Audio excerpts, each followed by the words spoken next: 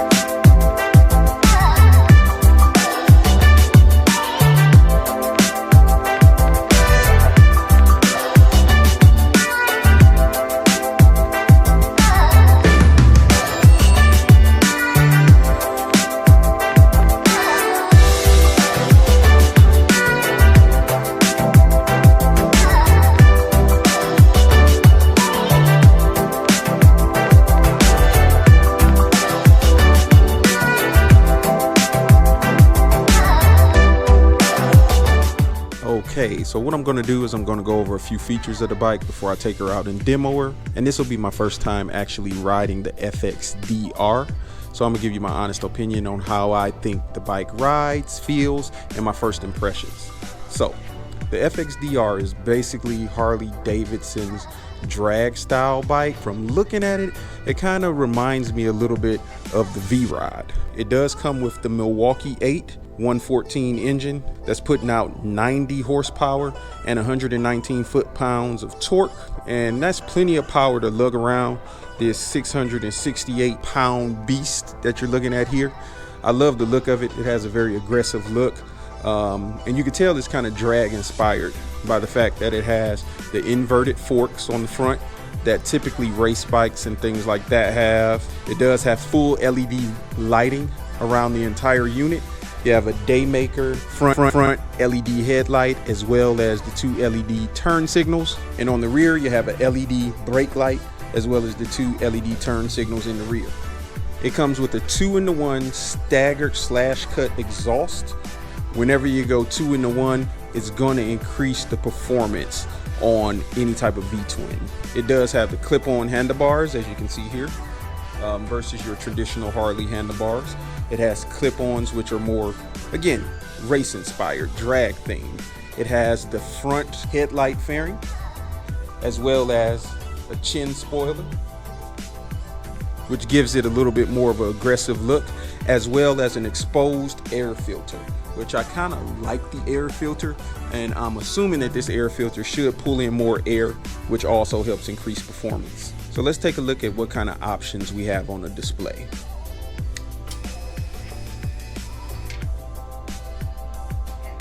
So as you can see, it's a well-lit display. You can see your actual options by cycling through, utilizing your function button here. So you get your mileage, your trip A and B, remaining miles to the gallon, your time, which has not been set, and an RPM gauge.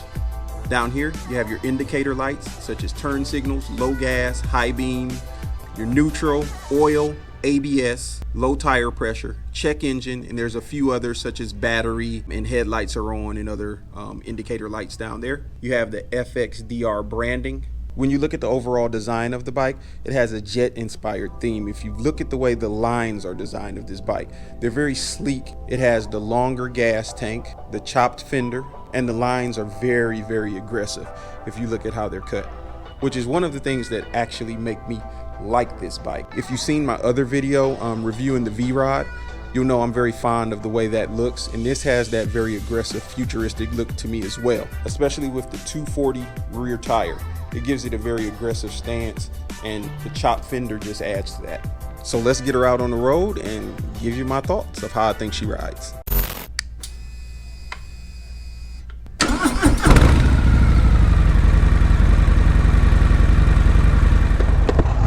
Okay, so we're pulling off from Independence Harley-Davidson now.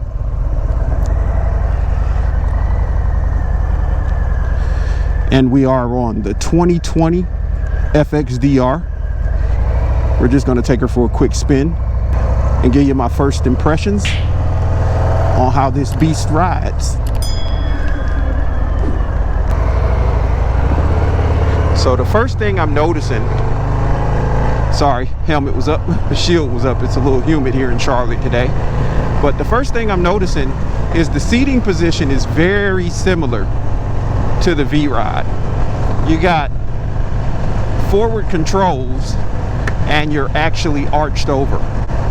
The difference here though is that it feels more refined than the V-Ride did. It feels a lot more comfortable, and it feels like they put a little bit more thought into the aggressive stance and the aggressive seating position of this bike.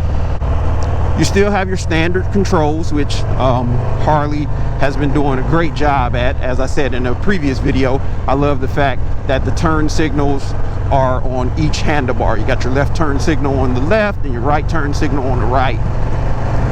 Now, one thing I am noticing is the seat feels very plush. It still feels sporty and race inspired, like a drag style seat, but it's plush and it's actually very, very comfortable. The bike feels really, really stable at speed. We're about to take a corner up here. Let's see how she handles as far as lean angle and cornering.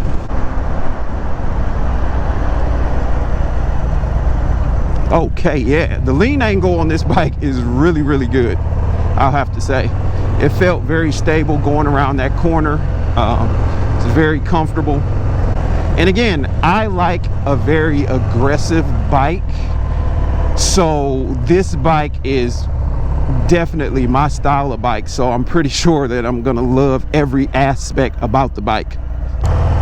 So I'm gonna hang back just a pinch so I can do a brief acceleration test. So we're going about 20 miles per hour. I'm gonna drop it and I'm gonna just roll on the throttle.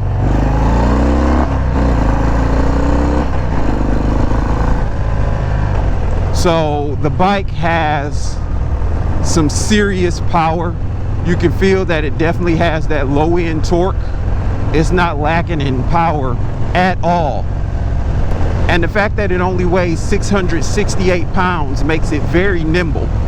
And that wide 240 rear tire makes it extremely stable. A lot of people feel like the larger the back tire, the harder it is to turn the bike. But from my experience with riding this bike, the V-Ride, as well as the Breakout, it actually feels more stable when you're turning with that wider tire. And I believe that's because there's more rubber on the ground. There's more rubber actually making contact with the cement, so it's gonna be more stable. Now we're in a little bit of traffic here, but we're out in bright sunlight, so I will say I'm not sure if it's picking up on camera. It usually doesn't, to be honest, with the GoPro, but the display is well lit and I can literally see everything on the display. I can see that there's a full tank of gas. I can see that I'm rolling at 10, now 9 miles per hour, and I can also see how many miles are on the actual unit. And there's literally direct sunlight beaming down on me from behind right onto this display, and it's well lit. I know some LED displays, when the light is beaming down on them, it's a little difficult to see, but I like how this one, you can see it clear as day in bright sunlight. All right, let's see how she corners as we turn here. Very, very stable. Shockingly, the seating position, as far as how I'm seated on this bike, is really, really comfortable to me. Forward controls, clip-on handlebars. It gives me a very aggressive stance for being able to go down in the tuck if I'm accelerating or riding very aggressively, as well as to sit up and feel comfortable. Now, of course, I can't sit straight up because it does have the clip-on bars, but it's surprisingly comfortable. It may have to do with how comfortable and how plush the seat feels.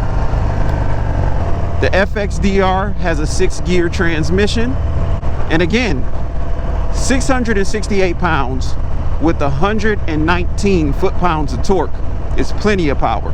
And you can always upgrade to a stage 1, stage 2 to add even more power to the bike. Let's see how she handles on this curve.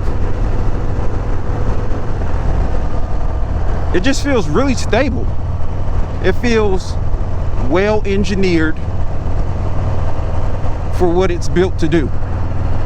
I'm not sure if you all have watched my other videos, but the FXDR, the style of the FXDR is something I'm very fond of. I love futuristic, different looking bikes, and the FXDR is completely different to what Harley typically does, and I think they hit this one right on the money. Let's try this corner. Its cornering is tremendously well, especially with that wide tire. Helps it feel really stable. So what I'm going to do is pull over here and do what I typically do, a quick walk around of the bike, so you can take a look at her running, and then we'll head back over to the dealership. So if you look at the bike, everything about it screams sexy. It's very sleek. It has a very aggressive stance. I love the way the LEDs just have a straight line right down the middle with the 2 LED blinkers. I actually like this color. Typically the colors I like are dark gray and black, but this color actually goes really well with the bike. I love the stance of it. Just look at the way that bike looks. That's a very aggressive stance for a Harley-Davidson, and it's very sporty. I feel like if someone was looking to transition from a sports bike, I feel like this bike was built for 2 different things. One, that person that loves the aggressive riding style, wants to get out there, cut it up in the curves, have a little bit of fun, but still wants a cruiser, as well as that individual who's looking to convert from riding sports bikes into the Harley-Davidson brand or into riding cruisers. This would be a great bike to convert over into, because it's still going to be very aggressive. It's still going to give you that aggressive riding style or feeling, and it's also still a cruiser, and it also has an amazing look. I mean, this bike is just sexy, hands down. So the final question that we always ask, could I personally see myself owning the FXDR, making it an everyday rider, and having fun on this bike? And the answer to that question is absolutely. Now, everyone knows how fond I am of some of the other Harley-Davidsons, but I'm going to be completely honest. At this point, this may possibly be one of my favorite bikes. And I feel like if you have not experienced or ridden the FXDR, it's just something you got to experience. So if you'd like to take this baby for a test ride, a demo, and find out more about it, give us a call here at Independence Harley-Davidson. We'd be glad to take you out on a demo. Make sure you hit that subscribe button, like and comment below. And it's your boy Infinite Ryda signing out. I'll see you in the next one. Y'all be safe, stay safe, be blessed, and get out here on 2 wheels, people. Let me get her back in the showroom.